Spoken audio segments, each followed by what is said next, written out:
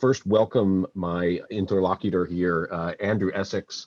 Andrew has done many things in his long career. Maybe best known for being the founder of Droga 5, which is the sort of hippest ad agency out there that wins all the awards every year.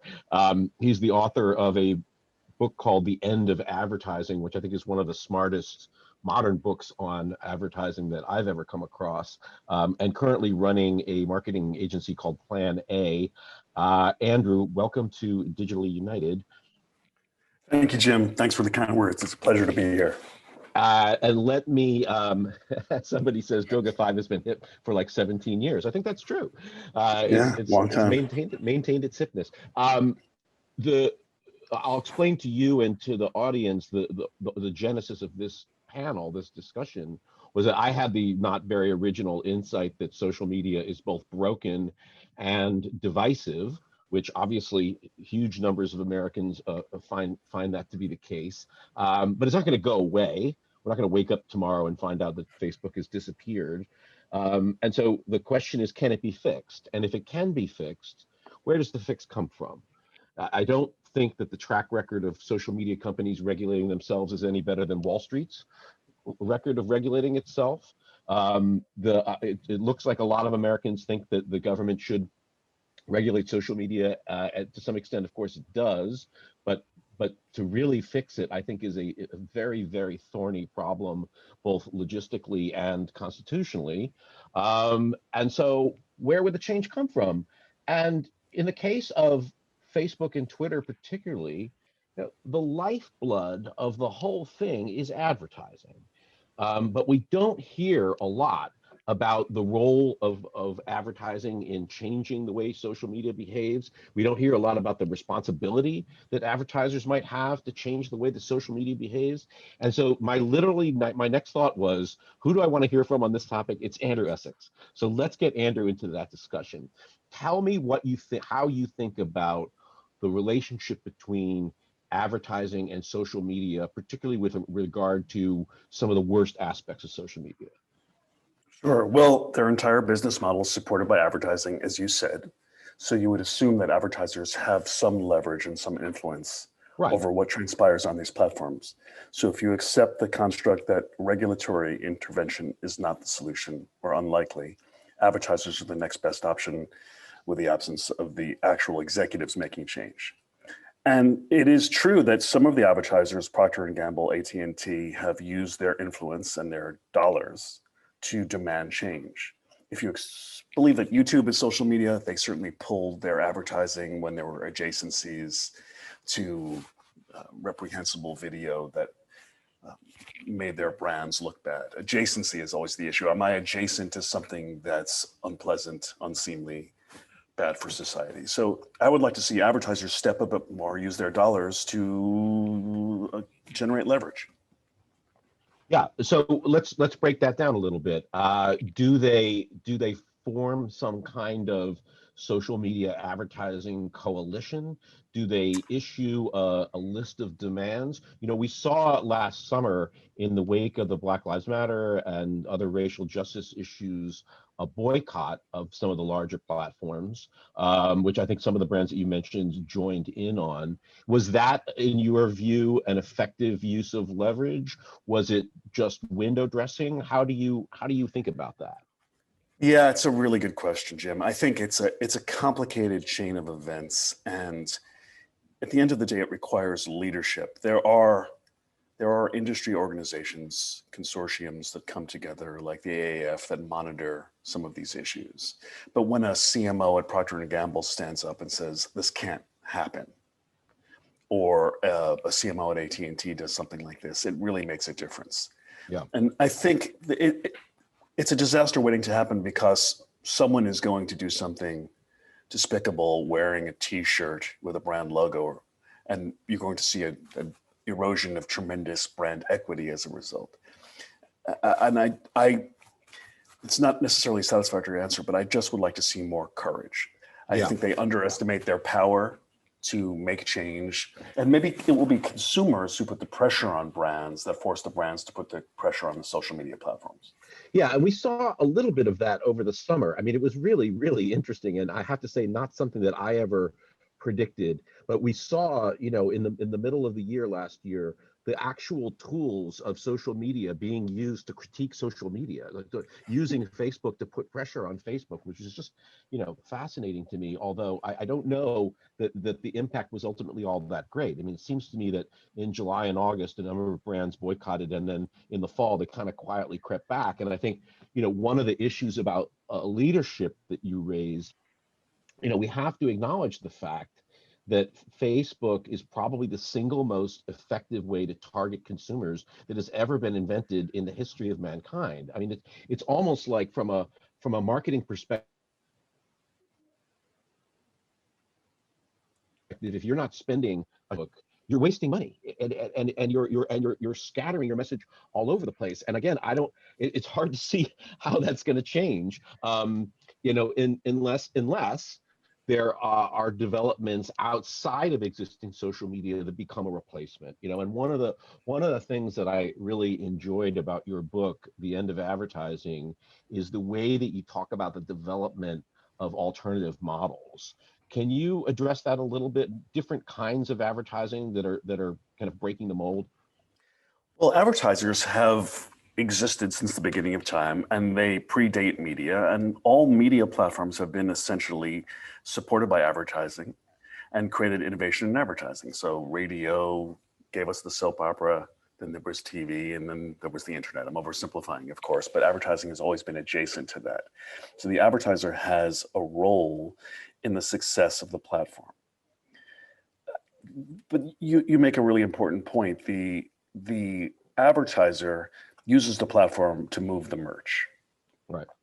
And if the CMO of widget company A is selling a lot of widgets on Facebook, at the end of the day, he or she is not going to be rewarded for being a scold to the social media platform. He or she is going to be rewarded for selling widgets. So we have to change the construct, the quarterly reporting, ask for more responsibility from our corporate officers, and reward them for putting social cohesion over quarterly profits. Yeah, but I was thinking naive, perhaps. No, I think that's right. But it is a difficult thing to envision getting to, but it's certainly the right goal. I was asking more about, kind of different models that you might envision. I mean, obviously, the rise of the TikTok influencer is something that's new enough that it was not in your book, right? But it's now in an acknowledged way to get messages out there. I just saw something the other day that TikTok influencers are now pushing particular books, and so authors are suddenly finding themselves on bestseller lists because of TikTok. But can you talk a little bit about like the advertising models of the future that might help kind of break the dominance that Facebook and Twitter have right now? It's going to be very difficult. So the dollars follow the eyeballs, and unless the eyeballs go somewhere else, the advertisers are not going to leave the platforms. It's a bit of a vicious cycle in that regard. Yeah. So I can't think of an specific innovation. I'm not sure what you're grappling towards, but so I mean, one of the examples that you use in the book is the Lego Movie, right? Which is a way of communicating. Obviously, it's not just communicating about a product. It is the product built into the content. But it's also very enjoyable content. It raises revenue rather than cost companies money to advertise their message. And similar innovations like that might help us get out of this bind. Sure. The premise behind that was to make content that was the thing, not the thing that sells the thing. So to not be adjacent, to be central. In the case of Lego, they wanted to make their own platform. So they made a movie that featured the product and they sold more product. That's an ideal model. Not every brand can do that. Certainly widget company number one can't do that. Right. There but I'm in a conversation this morning about a subway station in New York City that's in very serious disrepair. And it always baffles me why that subway station hasn't essentially been put up for sale to a brand. So a brand can exist on Facebook amid tremendous amount of clutter and can target with a certain amount of efficiency, but they're highly diluted. Why doesn't, say, Verizon, based in New York, essentially underwrite that station, repair the infrastructure, and create a lot of brand loyalty? So I'd like to see brands just think more creatively about adjacencies and platforms in the way that it can generate real value from consumers. I always thought it was an amazing trick that they got New Yorkers to call something the Time Warner Center. Yeah, right. It's really, and to your point, I mean, you could change the name of Columbus Circle, which is controversial anyway in cancel culture, to Time Warner Center. Let's talk a little bit about, the theme here again is digitally united. Talk a little bit about inclusion and diversity in the media and advertising world itself. Again, with all of the activism and tumult of last year, I certainly saw a lot of companies and agencies hiring chief inclusion officers, which they hadn't had before, putting these people, sort of front and center in front of the media. How much progress do you think is being made? And where do you see the changes that again might help us overcome some of these divisions that John from Harris was talking about? Yeah, that's a good question. Well, if you've worked in media or marketing for the last 20 years, you may have detected that there isn't a lot of diversity in management. And I think it's not just at the entry level, it's not even just at the operational level. We have to see more change at the board level. And that's something I'd like to really emphasize, is that companies have to look at their boards and ask themselves if they're really diverse and representative of the audience they're trying to reach. There is a tendency to make change that's a bit more superficial. And I think we're in the middle of a process that's constructive, but a little too focused on rhetoric and not focused enough on real structural board level change. That's very interesting. I just want to read a comment from a participant who says, in Canada, specifically Quebec and the distinct Montreal workplace, there is little to no sincere move to include the visible minority. White privilege is real. They accept their racist sentiments, but are bothered to be called out for being racist. Sadly, so-called leaders who demonstrate courage are few and far between, and they too become ironically the minority with their inclusive thinking. Andrew, is there a company or an agency out there who you think is doing right, who's doing the right thing, who's somebody that those of us who work in this space can look at and say, that's the goal, that's what we want to achieve? That's a really good question. I'm not sure I'm comfortable singling anyone out. We can look to one example I happened to see the other day because it's so unexpected and so unusual, and we can hold it up to the audience, your audience here, and see if it passed muster. But you may have heard of Goldman Sachs. Okay, so not one of the most loved companies in the world, but certainly one of the more influential ones. And they have an initiative for 1 million Black women. Yeah. And they're going to underwrite female Black executives, help them achieve their objectives. And I think that's incredibly wonderful. One could be cynical, accuse them of some kind of whitewashing or blackwashing in this particular instance, but the intentions are good. And if Goldman's doing it, that's a very promising sign. So yeah. I would use that as one example that came out of nowhere, and we can study it and see what kind of results it produces and if it's actually effective, but I applaud that. Yeah, Goldman has had a number of initiatives over the years for female-led businesses, for minority-led businesses. I'm not close enough to know how effective those programs are, but I certainly know that they have been doing it for a long time. It's not simply something that they're doing, quickly in response sure. to in response to current events. The scale here is pretty impressive, though. Yeah, agreed. Another question we have is Facebook and Google have siphoned off, Facebook and Google have siphoned off more than 80% of the advertising revenue from the traditional media, and there's a core issue. how do responsible media outlets compete?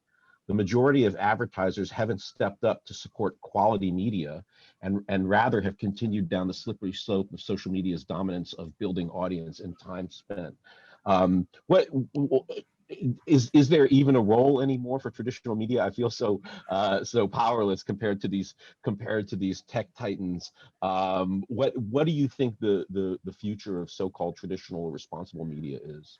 I love this question, and you, me, David Kirkpatrick are old media guys, and I would first begin by saying it's not just Google and Facebook, it's Amazon now. So there's a triopoly, and the triopoly is essentially taking 80 to maybe even 99.9% of the advertising revenue.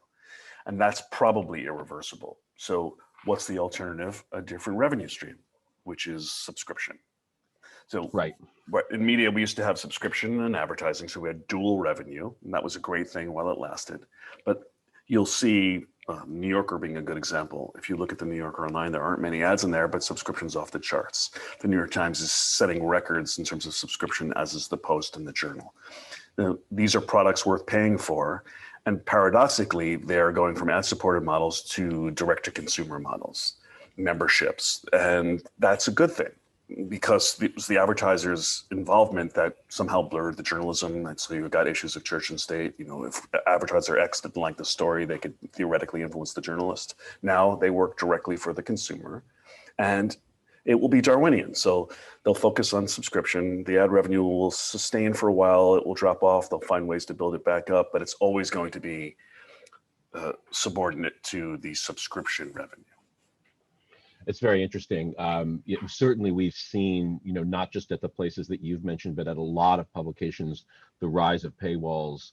And I certainly understand it from a business point of view. I will say as a reader, I probably read fewer publications now because I don't really want to commit to all the different subscriptions. But I feel there's probably a tech fix for that somewhere around micropayments and maybe paying for media through fractions of Bitcoin. A couple of questions have come in about the end of cookies, and I wanted to ask you about some of the changes that I've been reading about fairly superficially around Google's, kind of redefining how it's going to track people or it's not going to track people. I think there's a school of thought that says that's a really necessary and overdue development from a privacy standpoint. And then there's another school of thought that's in the chat here, which is that just makes Facebook and Google have more power. And I'm curious how you break that down. Yeah, it's a little premature to be an expert on the cookie apocalypse or the implications thereof, but I think from a user experience perspective, it's a good thing because that ad for the pair of sneakers that I already bought is not going to follow me around the internet anymore like a stalker. Thank God. Right? And I already booked the hotel room. I already booked it. I won't have to ask for that restraining order anymore, but it's not going to be particularly bad for Google or Facebook. It will require a focus on flocks, as they say, right, rather than individuals, and it will make different types of first-party data more important. So it may be to the advantage of certain publishers that really understand their audience and their behavior on and off platform. I think it's a good thing. The main thing is we get rid of that horrible UX and we find new dynamics TBD. Well, Andrew, I know from experience that you and I could talk on these subjects all night. There are some other people who have earned the right to be on stage, but I want to thank you, as always, for your insights, and be well. Thanks, Jim. It's a privilege. Good to see you.